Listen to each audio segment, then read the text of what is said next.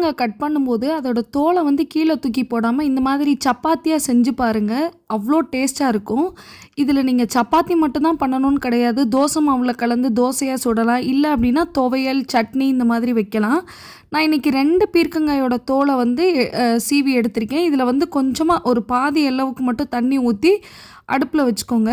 இப்போ இதை வந்து லோ ஃப்ளேமில் ஒரு 10 நிமிஷம் அப்படியே மூடி போட்டு வேக விட்டுக்கோங்க. இப்போ நல்லா வெந்ததுக்கப்புறமா அடுப்பை ஆஃப் பண்ணிவிட்டு ஜாரில் சேர்த்து நல்லா அரைச்சிக்கோங்க. நைஸாக பேஸ்ட் மாதிரி அரைச்சிக்கணும். 2 கப்பு கோதுமை மாவு எடுத்திருக்கேன். அதில் இந்த அரைச்சி வச்சுருக்க விழுது சேர்த்துக்கோங்க. தேவையான அளவு உப்பு, தண்ணி ஊற்றிட்டு நல்லா சாஃப்டாக சப்பாத்தி மாவு பதத்துக்கு பிசைஞ்சிட்டு இந்த மாவை வந்து ஒரு 1 மணி நேரம் அப்படியே மூடி போட்டுருங்க. இப்போ 1 மணி நேரத்துக்கு அப்புறம் பார்த்தீங்க அப்படின்னா மாவு உங்களுக்கு நல்லா சாஃப்டாக இருக்கும்.